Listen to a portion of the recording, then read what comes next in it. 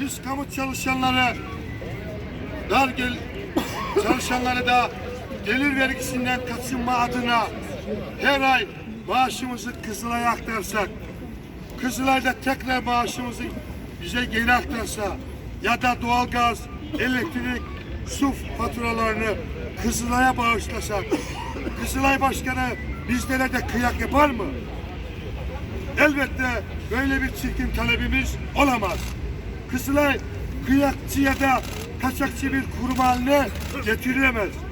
İnsanlara kan bulup hayat veren Kızılay'ımız bu başarısız yönetimle kan kaybediyor. Amacımız Türk Kızılay'ını yıpratmak değil, topluma güven veren saygın bir kurum haline gelmesidir. Kızılay Başkanı derhal istifa etmelidir. Kıyakçı başkan istemiyoruz. Kıyakçı başkan istemiyoruz. Değerli basın mensupları, Kızılay üzerine yapılan bu bağışları vergi kanunları açısından değerlendirirsek, Kurumlar Vergisi Kanunu'nun 10. maddesine göre yurt dışına yapılan bağışlar Türkiye'deki kazançtan indirilemez.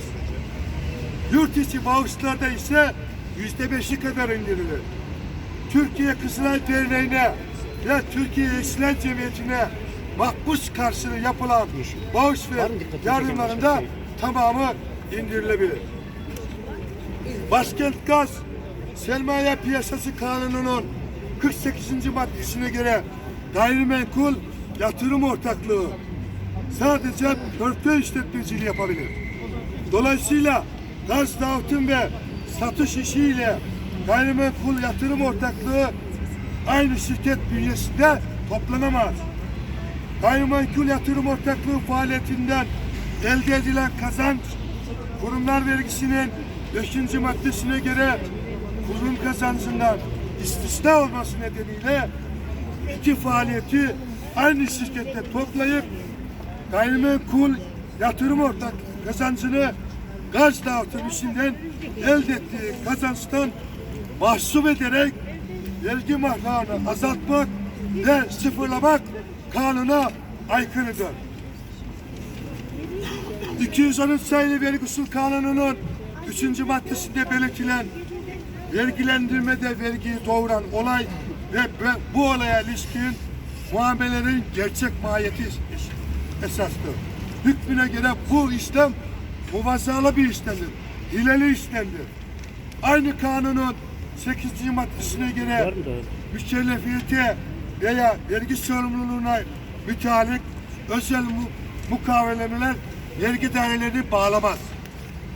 Yine aynı kanunun 359. maddesine göre vergi kaçakçılık suçu işleyenler 18 aydan 3 yıla kadar hapis cezası ile cezalandırırlar.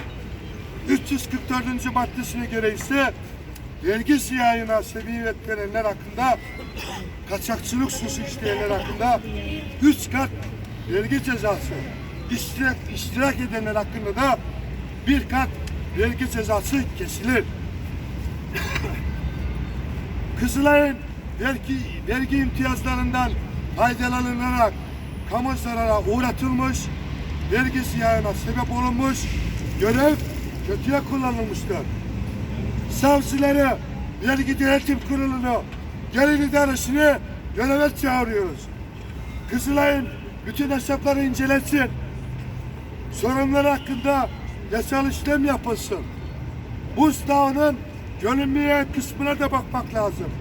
Bunun içinde Yeşilay gibi vakıf ve dernekler ile hazine garantili köprü, otoyol, tüneller gibi altyapı tesislerinin ihalesini alan ve inşa edilen kurumlarda tarafsız ve bağımsız kurullarca incelenmelidir. Mide bulandıran iğrenç ilişkileri şiddetle kınıyoruz.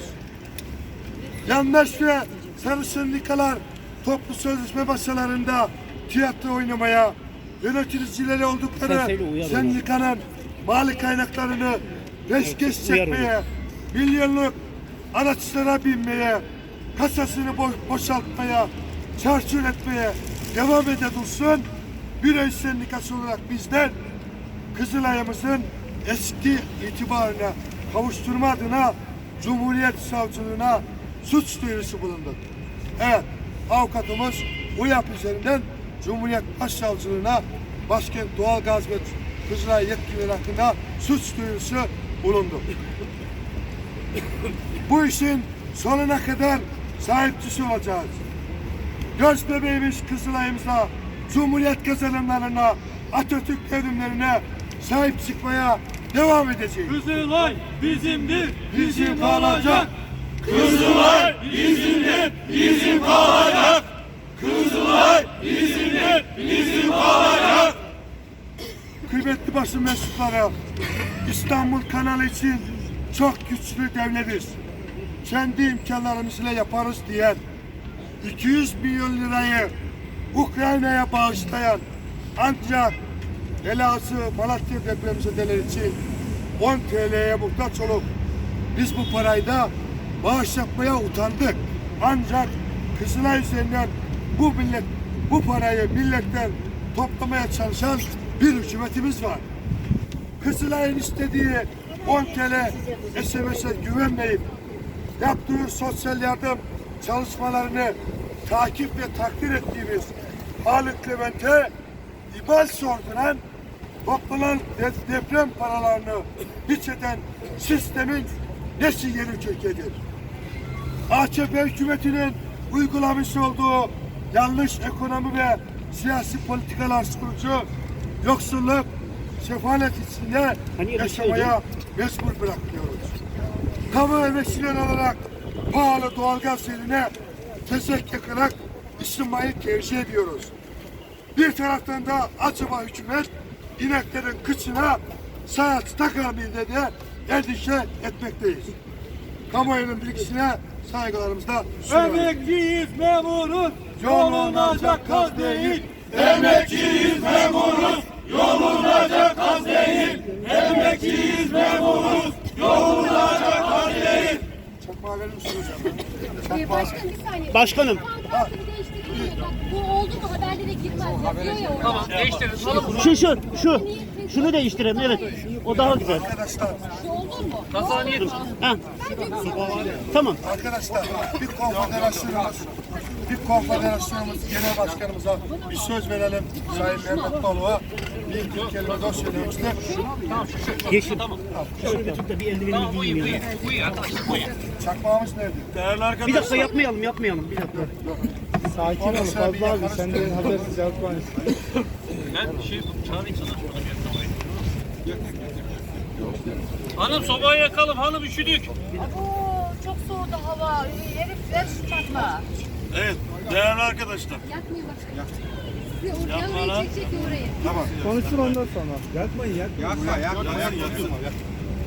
Değerli arkadaşlar, aslında Genel Başkanımız çok uzun ve anlamlı bir açıklama yaptı.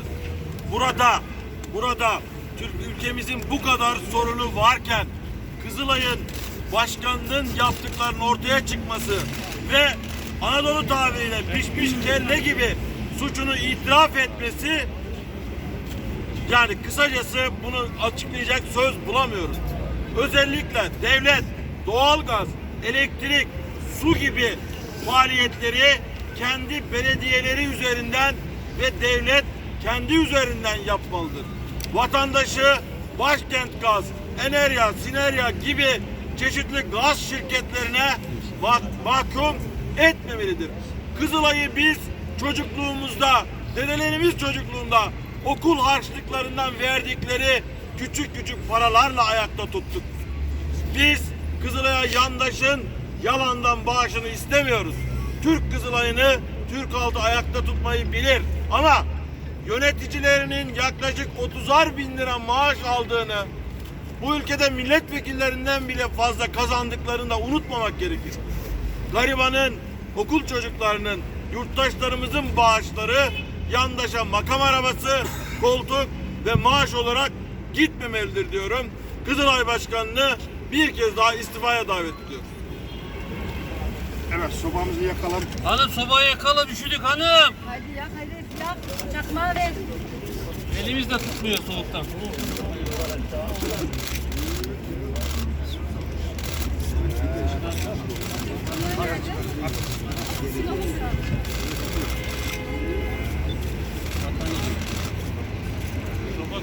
Ateşe ya. Ne?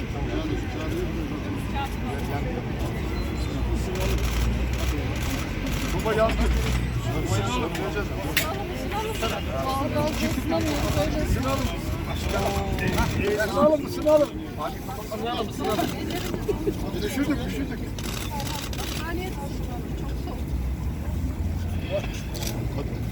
Sağa sola kapadım fazla tezekte kalmadı.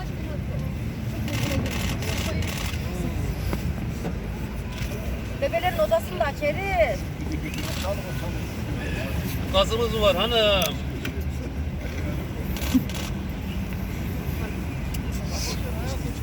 Zenginler kestane pişirirken biz ısınmak için uğraşıyoruz. Biz en iyisi köye gidelim herif. İnek de yok. İnek sıcaklıkta sıcak yapacağız. Mikrofonu tutan arkadaş. Kanal Bey biraz kenara. Saman parası bulabilirseniz tabii tezek bulacaksınız. Doğru söylüyorsun. Görüyorsun değil mi herif? Hiçbir şey yok. Mazot pahalı şey yaman neler. Ya, ondan sonra da diyorlar ki 3 tane çocuk yap. Abo.